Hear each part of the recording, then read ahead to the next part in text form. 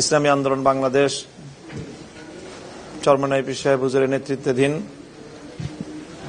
কিছু বিষয়ে একমত হতে না পারার কারণে ওনারা গতকালকে চূড়ান্ত ঘোষণা দিয়েছেন যে ওনারা সকল আসনেই নির্বাচনে প্রতিদ্বন্দ্বিতা করবেন। তো সেই হিসাবে এই মুহূর্তে আমরা তাদের এই ঘোষণাটাকেই চূড়ান্ত ধরছি যে ওনারা নির্বাচনী আসন সমঝোতায় এখন অন্য কারোর সাথে শেয়ার করছেন না। ওনারা এককভাবেই সারা দেশের সকল আসনগুলোতে নির্বাচনে প্রতিদ্বন্দ্বিতা করবেন। কাজে এই মুহূর্তে আমরা আর সমঝোতার তেমন কোনো আশাবাদ আর রাখছি না। বাকি আমরা এটুকু আশা রাখি যে পরবর্তীতে পথ চলতে চলতে রাজনীতিতে শেষ কথা বলতে কিছু নেই এবং নির্বাচনী বাস্তবতার সম্মুখীন হয়ে হয়তো আমাদের সকলের মধ্যে আবার নতুন করে কোনো উপলব্ধি সৃষ্টি হতে পারে। প্রতিদ্বন্দ্বিতার মাঠ থেকে জনপ্রত্যাশা জন আকাঙ্ক্ষার ভিত্তিতেও আমাদের মধ্যে আবারও সেই ভেঙে পড়া সমঝোতা আবার নতুন করে পুনর্নির্মিত হতে পারে, সেই আশাবাদ তো আমরা শেষ মুহূর্ত পর্যন্তই রাখবো ইনশাল্লাহ।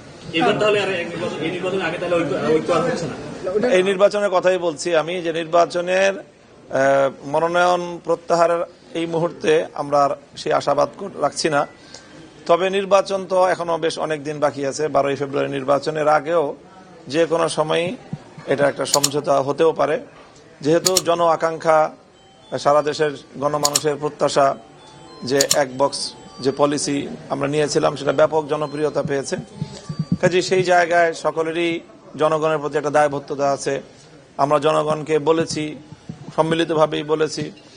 কাজে জনগণের কাছে যাওয়ার পরে মাঠ থেকে যে প্রতিক্রিয়া আসবে সেটার কারণে হয়তো আবার আমাদের মধ্যে একটা এই যেই দূরত্বটা সৃষ্টি হয়েছে সেটা আবার আমি আশাবাদী এখনো যে শেষ মুহূর্ত পর্যন্ত সেটা পুনর্নির্মিত হতে পারে। তারা আনুষ্ঠানিক ঘোষণা দেওয়ার পরে আপনি তাদের সঙ্গে কোনো যোগাযোগ হয়েছে কিনা বা আপনার সাথে কোনো যোগাযোগ হয়েছে?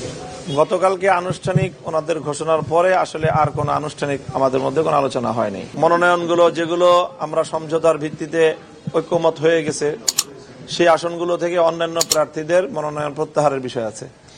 তো আমরা প্রাথমিকভাবে ঠিক করেছি যে 19 তারিখে আমরা সম্মিলিতভাবে আমাদের এই যারা নির্বাচনী ঐক্যের শরিক সকল দলের যে সকল আসনগুলো সব আসনই সমঝোতা হয়ে যাচ্ছে, তো একজন প্রার্থী ব্যতী রেখে অবশিষ্টরা সকলেই সেখান থেকে মনোনয়ন প্রত্যাহার করবে এবং সেই মনোনয়নগুলো আমরা ঐক্যবদ্ধভাবে একসাথে প্রত্যাহার করব। ওনাদের কারণ ব্যাখ্যা করেছেন এবং তাদের বক্তব্য তারা মিডিয়ায় প্রেসে উপস্থাপন করেছেন।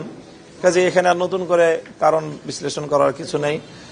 এখন ইফেক্ট পড়বে কিনা আমরা তো আশা করি যে গণমানুষের যেই প্রত্যাশা আকাঙ্ক্ষা ঐক্যের জায়গাটা এবং আমরা সকলে সম্মিলিতভাবে মানুষকে ঐক্যের প্রতি যে আহ্বান জানিয়েছিলাম সেই কমিটমেন্টের জায়গা থেকে আমরা সরতে পারি নাই। তো সেই জন্য আমি তো আশা করি যে খুব বড় একটা ইফেক্ট পড়বে না। শুরু থেকেই আমাদের এমন একটা প্রচেষ্টা ছিল যে আমরা জুলাইকে কেন্দ্র করে ইসলামী এবং দেশপ্রেমিক এই দুটো শব্দই আমাদের প্রথম থেকেই ছিল, ইসলামী এবং দেশপ্রেমিক শক্তির একটা ঐক্য। এবং সেইভাবেই কিন্তু আমাদের এই জুলাই সনদ বাস্তবায়নের যে আন্দোলনটা শুরু হয়েছিল সেই আন্দোলনের সূচনাই ছিল 7টা দলের মাধ্যমে এবং সেই 7 দলের মধ্যে এনসিপি ছিল, গণ অধিকার পরিষদ ছিল, এবি পার্টি ছিল, আর আমরা 4টা ইসলামী দল ছিলাম। কাজে এর সূচনাটার মধ্যেই কিন্তু শুধু ইসলামী দলের মধ্যে এটা সীমাবদ্ধ ছিল না। তখন থেকেই এটা দেশপ্রেমিক এবং ইসলামী একটা জোটের কথা বা ইসলামী অ্যালায়েন্সের কথা আসতেছিল।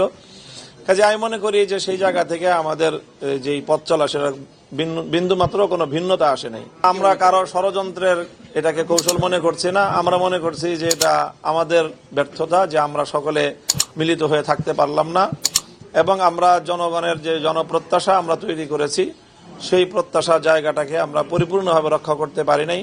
আমাদের কোনো ভুল ত্রুটির কারণে এটা হয়েছে।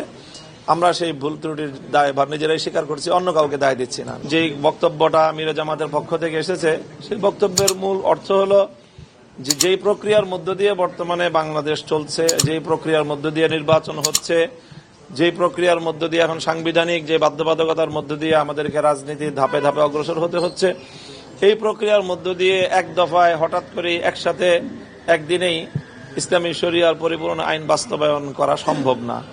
এই সম্ভাব্যতার জায়গাটাই উনি বলেছেন। আমি মনে করি এতটুকুই, কাজেই কোনো কথার মধ্যে এখানে মানে কন্ট্রাডিকশন আমি দেখছি না খুব একটা।